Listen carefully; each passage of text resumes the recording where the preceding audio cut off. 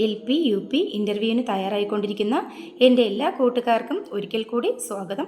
നിലവിൽ LP school അസിസ്റ്റൻറ്റിൻ്റെ interview നടന്നുകൊണ്ടിരിക്കുകയാണ്. അപ്പോൾ തുടർന്നും UP സ്കൂൾ അസിസ്റ്റൻറ്റിൻ്റെ ഇൻ്റർവ്യൂ എന്ത് ചെയ്യുന്നു, വരാനായിട്ട് പോവുകയാണ്.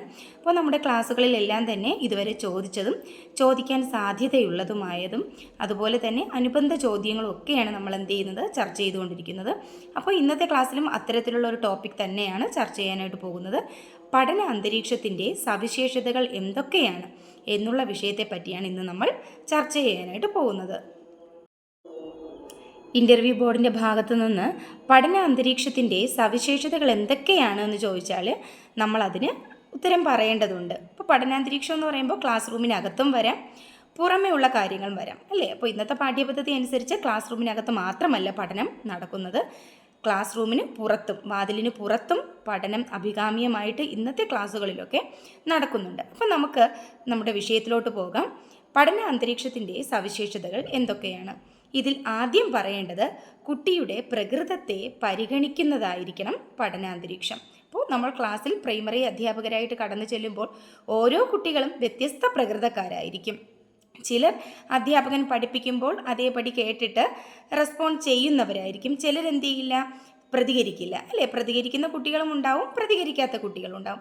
ചിലർക്ക് ഒരുപാട് സംശയങ്ങളുണ്ടാവും. ചിലരെന്ത് ചെയ്യില്ല, പറയുന്ന കാര്യങ്ങൾ മനസ്സിലാക്കിയാലും എന്തെങ്കിലും സംശയം അവർക്കുണ്ടെങ്കിൽ പോലും അവർ എന്ത് ചെയ്യില്ല, തിരിച്ച് പ്രതികരിക്കില്ല.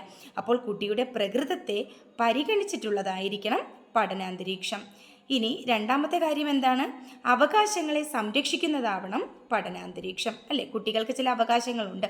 അപ്പോൾ തൊട്ട് മുന്നേയുള്ള ക്ലാസ്സുകളിൽ നമ്മൾ കുട്ടികളുടെ അവകാശം എന്നതിനെക്കുറിച്ച് പഠിച്ചു.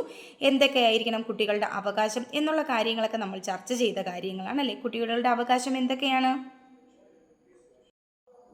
സംസാരത്തിനും ആശയപ്രകടനത്തിനുമുള്ള സ്വാതന്ത്ര്യം, അതുപോലെ തന്നെ ജീവൻ്റെയും വ്യക്തി സ്വാതന്ത്ര്യത്തിൻ്റെയും സംരക്ഷണം, ഇങ്ങനെ തുടങ്ങിയ കുട്ടികളുടെ അവകാശങ്ങളുണ്ടല്ലോ.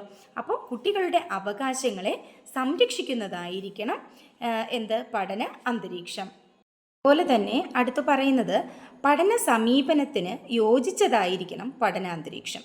പഠന സമീപനത്തിന് അനുയോജ്യമായ ക്ലാസ് റൂമുകളായിരിക്കണം എന്ത് ചെയ്യേണ്ടത്, കുട്ടികൾക്ക് നമ്മൾ നൽകേണ്ടത്. അടുത്തത് ജനാധിപത്യ മതേതര മൂല്യങ്ങൾ പരിഗണിക്കുന്നതായിരിക്കണം പഠനാന്തരീക്ഷം. നമുക്കറിയാലേ, ക്ലാസ് റൂമിനകത്ത് അധ്യാപകൻ എന്ന് പറയുന്ന ഒരു ജനാധിപത്യവാദിയായിരിക്കണം. അതായിരിക്കണം ഒരു നല്ല അധ്യാപകൻ്റെ ചുമതലകളിലൊന്ന്. അപ്പോൾ അതുപോലെ തന്നെ ജനാധിപത്യ മൂല്യം പരിഗണിക്കുന്ന അധ്യാപകനടങ്ങിയ ഒരു അന്തരീക്ഷമായിരിക്കണം ക്ലാസ് റൂമിനകത്ത് നിന്ന് കുട്ടിക്ക് ലഭിക്കേണ്ടത്. അടുത്ത പോയിന്റ് എന്ന് പറയുന്നത് അവസര തുല്യത ഉറപ്പാക്കുന്നത്.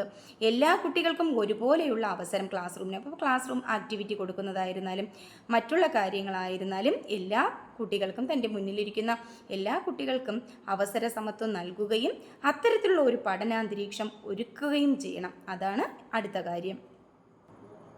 അതുപോലെ കുട്ടികളുടെ പഠനത്തിന് പഠനാന്തരീക്ഷം എന്ന് പറയുന്നത് കുട്ടികളുടെ ആഗ്രഹത്തിന് ഒത്തതായിരിക്കണം. അതായത് കുട്ടികളെ ആകർഷിക്കാൻ പര്യാപ്തമായിട്ടുള്ളതായിരിക്കണം പഠനാന്തരീക്ഷം. അതുമാത്രമല്ല പുറംവാതിൽ പഠനത്തിന് സാധ്യതയുള്ളതും കൂടെ ആയിരിക്കണം പഠനാന്തരീക്ഷം. നമുക്കറിയാം, കുട്ടികൾക്ക് എപ്പോഴും കുട്ടികൾ എന്താണ്, ക്ലാസ് റൂമിനകത്തിരുന്ന് പഠിക്കുന്നതിനേക്കാളും പുറം ലോകത്തെ ഇഷ്ടപ്പെടണം. പുറത്തോട്ട്, വാതിലിൻ്റെ പുറത്തോട്ടിറങ്ങിയുള്ള പഠനത്തിന്, പരിസര പഠനവുമായിട്ടുള്ള വിഷയങ്ങളൊക്കെ അത്തരത്തിൽ പഠിക്കുന്നതിനുള്ള താല്പര്യം പ്രകടിപ്പിക്കുന്നവരായിരിക്കും കുട്ടികൾ. അത്തരത്തിലുള്ള പഠനാന്തരീക്ഷം എന്ത് ചെയ്യണം, നമ്മൾ അവസരത്തിനൊത്ത് ഒരുക്കി കൊടുക്കേണ്ടതാണ്. അതുപോലെ തന്നെ പ്രീ സ്കൂൾ അനുഭവങ്ങളുടെ തുടർച്ചയായിരിക്കണം പ്രൈമറി തലത്തിലുള്ള കുട്ടികൾക്ക് ലഭിക്കേണ്ടത്. ഇപ്പോൾ പ്രീ സ്കൂൾ എന്ന് പറയുമ്പോൾ നഴ്സറി സ്കൂളുകളിലല്ലേ, അവിടെ നിന്ന് പഠിക്കുന്ന കാര്യങ്ങളുടെ ഒരു തുടർച്ചയാവണം പ്രൈമറി തലത്തിൽ കിട്ടേണ്ടത്. അപ്പോൾ സ്വാഭാവികമായിട്ടും അത്തരത്തിലുള്ള ഒരു പഠനാന്തരീക്ഷം കുട്ടിക്ക് നൽകുമ്പോൾ അവൻ എന്ത് ചെയ്യുന്നു, അവനിൽ ചില ഓർമ്മകൾ, അല്ലേ, പഴയ ഓർമ്മകൾ, പഴയ ക്ലാസ്സുകളിൽ, പ്രീ പ്രൈമറി ക്ലാസ്സുകളിൽ പഠിച്ച കാര്യങ്ങളൊക്കെ കുട്ടി ഓർത്തെടുക്കുന്നതിന് സഹായകമാകുന്നു. അതുപോലെ മാതൃഭാഷയിൽ പഠിക്കുന്നതിനുള്ള അവസരം നമ്മൾ എന്ത് ചെയ്യണം, കുട്ടികൾക്ക് ഒരുക്കി കൊടുക്കേണ്ടത് അത്യാവശ്യമാണ്, അല്ലേ? മാതൃഭാഷ എന്ന് പറയുമ്പോൾ കുട്ടികൾക്ക് എല്ലാ തരത്തിലുള്ള വികാരങ്ങളും പ്രകടിപ്പിക്കാൻ പര്യാപ്തമായത് മാതൃഭാഷയായിരിക്കണം. അപ്പോൾ പഠനാന്തരീക്ഷം എന്ന് പറയുന്നത് മാതൃഭാഷയിലൂടെയുള്ള ഒരു ബോധനം നമ്മൾ നൽകുമ്പോൾ പഠനാന്തരീക്ഷം സുഗമമാക്കുന്നതിന് അത് ഏറെ പര്യാപ്തമായിരിക്കും. അതുമാത്രവുമല്ല, അധ്യാപകനുമായിട്ടുള്ള പരസ്പര സംഭാഷണം, കുട്ടികൾ തമ്മിലുള്ള പരസ്പര സംഭാഷണം, ഇതിനൊക്കെ മാതൃഭാഷ ആധാരമായിട്ടുള്ളതായിരിക്കണം, അല്ലേ? മാതൃഭാഷയിലൂടെയുള്ള പഠനം അവൻ എന്ത് ചെയ്യണം, ഒരുക്കി കൊടുക്കേണ്ടത് പഠന അന്തരീക്ഷത്തിൻ്റെ ഒരു സമീപനമാണ്. അതുപോലെ തന്നെ ഭയരഹിതവും സൗഹൃദവുമായിട്ടുള്ള ഒരു അന്തരീക്ഷം നമ്മൾ എന്ത് ചെയ്യണം? ഒരുക്കി കൊടുക്കേണ്ടത് അത്യാവശ്യമാണ്. ഭയരഹിതമായിട്ടുള്ള പഠനമായിരിക്കണം, അല്ലെങ്കിൽ ഭയരഹിതമായിട്ട് ക്ലാസ് റൂമിനകത്ത് എത്തിയാൽ മാത്രമേ പഠനം സുഗമമാക്കാൻ സാധിക്കുകയുള്ളൂ അല്ലേ. അപ്പോൾ ഭയരഹിതമായിട്ടുള്ള ഒരു അന്തരീക്ഷം നമ്മൾ എന്ത് ചെയ്യണം? കുട്ടിക്ക് ഒരുക്കി കൊടുക്കേണ്ടത് അത്യാവശ്യമാണ്. മാത്രമല്ല, കാറ്റും വെളിച്ചവുമുള്ള അടച്ചുറപ്പുള്ള സുരക്ഷിതമായ ഒരു ക്ലാസ് റൂം നമ്മൾ എന്ത് ചെയ്യണം? കുട്ടികൾക്ക് ഒരുക്കി കൊടുക്കണം. അതും ഒരു പഠനാന്തരീക്ഷത്തിൻ്റെ ലക്ഷ്യമാണ്. അതുപോലെ കുട്ടികൾക്ക് യഥേഷ്ടം ഉപയോഗിക്കാനുള്ള ബോർഡുകൾ നമ്മൾ എന്ത് ചെയ്യണം? ക്ലാസ് റൂമിനകത്ത് ഒരുക്കി കൊടുക്കണം.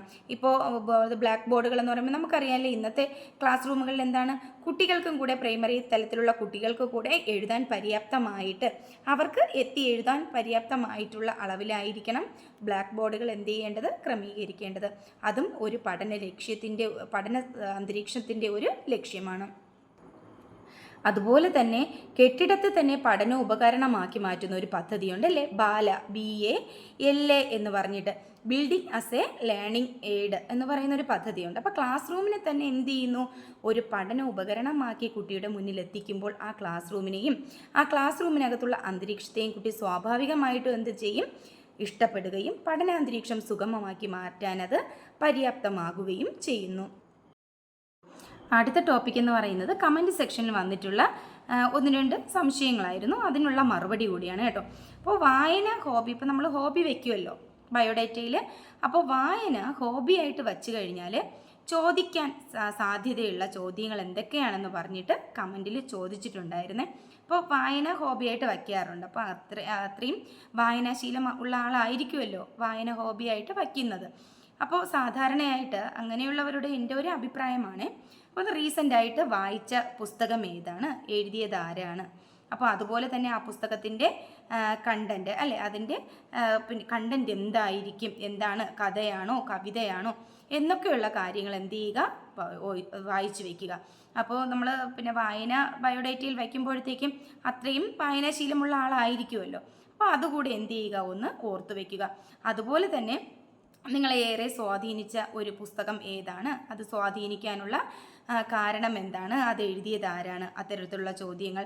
അതുപോലെ തന്നെ കഥ, അപ്പോൾ വായനാശീലമുള്ള ആൾക്ക് സ്വാഭാവികമായിട്ടും കഥയും കവിതയൊക്കെ എഴുതാനുള്ള ഒരു താല്പര്യവും ഉണ്ടായിരിക്കും. അപ്പോൾ കഥയും കവിതയും എന്തെങ്കിലും എഴുതിയിട്ടുണ്ടെങ്കിൽ നിങ്ങൾ എഴുതിയ കവിതയുടെ 4 വരി ചൊല്ലാനോ അല്ലെങ്കിൽ കഥ ഒന്ന് പറയാനോ ഒക്കെ പറഞ്ഞാൽ അതിനെക്കുറിച്ച് എന്ത് ചെയ്യുക?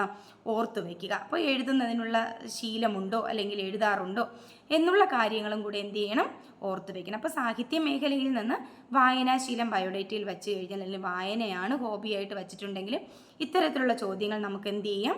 പ്രതീക്ഷിക്കാം. അതുപോലെ തന്നെ ഇപ്പോൾ ഇതിനു മുന്നേയുള്ള ക്ലാസ്സുകളിൽ ഞാൻ പറഞ്ഞിട്ടുണ്ടായിരുന്നു അല്ലേ, സാഹിത്യമൊക്കെ ഐച്ഛികമായിട്ട് എടുക്കുന്നവരോട് ഗ്രാമറുമായിട്ട് റിലേറ്റ് ചെയ്തിട്ടുള്ള ചോദ്യം, സാഹിത്യ രചനകളെക്കുറിച്ചും അല്ലേ, കവിതകളെക്കുറിച്ചും കഥകളെക്കുറിച്ചും ബാലസാഹിത്യകാരന്മാരെക്കുറിച്ചും ഒക്കെ അല്ലെ, ബാലസാഹിത്യ കൃതികൾ ഏതൊക്കെയാണ് എന്നുള്ള കാര്യങ്ങളൊക്കെ എന്ത് ചെയ്യുന്നുണ്ട്? സാഹിത്യം ബയോഡേറ്റയിൽ സാഹിത്യ വിഷയങ്ങളെപ്പറ്റി പറയുന്നവരോട് ചോദിച്ചിട്ടുണ്ടായിരുന്ന ചോദ്യങ്ങളാണ് കേട്ടോ. അടുത്തതായി കമൻറ്റ് സെക്ഷൻ ചോദിച്ചൊരു ചോദ്യമാണ്, ബോട്ടണി മെയിനായിട്ട് എടുത്ത ഒരു അധ്യാപകനോട് അല്ലെങ്കിൽ അധ്യാപികയോടോ ചോദിക്കാൻ സാധ്യതയുള്ള ചോദ്യങ്ങൾ. അപ്പോൾ ബോട്ടണി എന്ന് പറയുമ്പോൾ നമുക്കറിയാം സസ്യങ്ങളെക്കുറിച്ച് പഠിക്കുന്നതാണ്. അപ്പോൾ നമ്മുടെ പ്രൈമറി ക്ലാസ്സുകളിൽ കുട്ടികൾക്ക് നമ്മൾ എന്താണ് പരിസര പഠനം എന്ന് പറഞ്ഞിട്ട് കുട്ടികളെ നമ്മൾ പഠിപ്പിക്കാറുണ്ട്. അതിനകത്ത് സാധാരണയായിട്ട് സസ്യങ്ങളെക്കുറിച്ച് ഉള്ള കാര്യങ്ങൾ നമ്മൾ ജന്തുക്കളെക്കുറിച്ചും പഠിപ്പിക്കാറുണ്ട്. അപ്പോൾ ഇവിടെ ബോട്ടണി മെയിനായിട്ട് എടുത്ത ഒരാളിനോട് സസ്യങ്ങളെക്കുറിച്ചുള്ള ചോദ്യങ്ങളായിരിക്കാം എന്ത് ചെയ്യുന്നത്? സാധാരണയായിട്ട് ചോദിക്കാൻ സാധ്യത കൂടുതൽ. അപ്പോൾ ക്ലാസ് റൂമിനകത്ത് സസ്യങ്ങളെക്കുറിച്ച് എന്തൊക്കെ കുട്ടികൾ അല്ലെ, ഇപ്പോൾ കുഞ്ഞു ക്ലാസ്സിലെ കുട്ടികളല്ലേ, സസ്യങ്ങൾ എന്താണ്, അവയുടെ പിന്നെ ഭാഗങ്ങൾ അല്ലെ, വേര്, തണ്ട്, ഇല തുടങ്ങിയ, അപ്പോൾ ഇങ്ങനെയുള്ള കാര്യങ്ങൾ നമ്മൾ എന്ത് ചെയ്യണം? ക്ലാസ് റൂമിനകത്ത് കുട്ടിക്ക് മനസ്സിലാകാൻ പര്യാപ്തമായിട്ട് എങ്ങനെ ക്ലാസ് കൈകാര്യം ചെയ്യാം, അല്ലെങ്കിൽ സസ്യങ്ങളുടെ ഉപയോഗം എന്താണ്, അല്ലെങ്കിൽ സസ്യങ്ങളുടെ ശ്വസനം, സസ്യങ്ങൾക്ക് ജീവനുണ്ടോ, ശ്വസിക്കുന്നുണ്ടോ, ഇത്തരം കാര്യങ്ങളൊക്കെ നമുക്ക് ചെറിയ ചെറിയ പരീക്ഷണങ്ങളിലൂടെ എന്ത് ചെയ്യാം? കുട്ടികളെ മനസ്സിലാക്കിക്കാനായിട്ട് സാധിക്കും.